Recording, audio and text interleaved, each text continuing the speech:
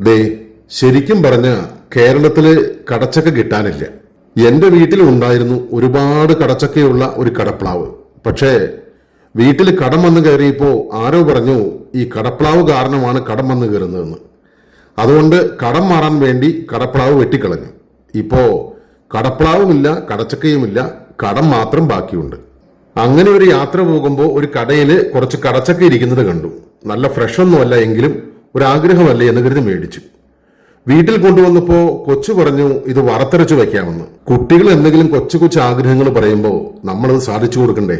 അങ്ങനെ കടച്ചക്ക കൊണ്ടുവന്ന് ചെറുതായിട്ട് നുറുക്കി കുറച്ച് വെള്ളമൊഴിച്ചൊന്ന് കഴുകിയെടുത്തതിന് ശേഷം ഒരു ചട്ടിയിലേക്കിട്ട് അതിലേക്ക് കുറച്ച് വെള്ളവും ചെറിയ ഉള്ളിയും വെളുത്തുള്ളിയും കുറച്ച് സവാളയും പാകത്തിന് ഉപ്പും മഞ്ഞൾപ്പൊടിയും കുറച്ച് കറിവേപ്പിലയും കൂട്ടി നന്നായി ഒന്ന് ഇളക്കിയതിന് ശേഷം നമുക്കിതൊന്ന് അടച്ചു വെച്ച് വേവിക്കാം. അപ്പോ അതവിടെ ഇരുന്ന് വേവട്ടെ. ഇനി ഒരു പാൻ എടുത്ത് നമുക്ക് അതിലേക്ക് കുറച്ച് തേങ്ങ വറുത്തെടുക്കാം. തേങ്ങ അതിലേക്കിട്ട് ചെറുതായി ഒന്ന് വാടി വന്ന് കഴിയുമ്പോൾ അതിലേക്ക് പെരിഞ്ചീരകവും കറിവേപ്പിലയും കൂടി ഇട്ട് ഒന്നുകൂടി വാട്ടിയെടുക്കാം. നന്നായിട്ട് ഒന്ന് വാടി വന്ന് കഴിയുമ്പോൾ നമുക്ക് അതിലേക്ക് നമ്മുടെ പൊടികൾ ചേർത്ത് കൊടുക്കാം.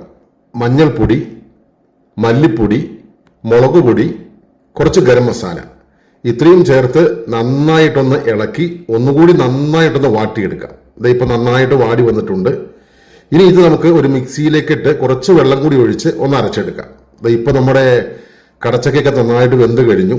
അപ്പൊ നമ്മൾ ആ അരപ്പ് ഇതിലേക്ക് ചേർത്ത് കൊടുക്കുകയാണ്. അരപ്പിന് കട്ടി കൂടുതലാണെങ്കിൽ അതിലേക്ക് കുറച്ച് വെള്ളം കൂടി ഒഴിച്ച് ഒന്ന് കലക്കി ഇതിലേക്ക് ചേർത്ത് കൊടുക്കാം. ഇനി ഇതൊന്ന് അടച്ചു വെച്ച് കുറച്ചു നേരം കൂടെ വേവിക്കാം. ഇനി ഒരു താളിപ്പുണ്ടാക്കുവാൻ വേണ്ടിയിട്ട് നമ്മൾ എണ്ണ ചൂടായി കഴിയുമ്പോൾ എണ്ണയിലേക്ക് ചെറിയ ഉള്ളിയും തേങ്ങാക്കൊത്തും ഇട്ടൊന്ന് വാട്ടിയെടുത്തതിന് ശേഷം അതിലേക്ക് വറ്റൽമുളകും കറിവേപ്പിലയും ചേർത്ത് നന്നായിട്ടൊന്ന് ഇളക്കി ഈ കറിയിലേക്ക് ചേർത്ത് കൊടുത്താൽ നമ്മുടെ കടച്ചക്ക വറുത്തരച്ച് വെച്ചത് റെഡി ആയിട്ടുണ്ട്. ഇത് ചോറിലേക്കൊന്ന് കഴിച്ചു നോക്കണം. എന്റെ പൊന്നോ, ഇറച്ചിക്കറി മാറി നിൽക്കും, അത്ര രുചിയാണ്.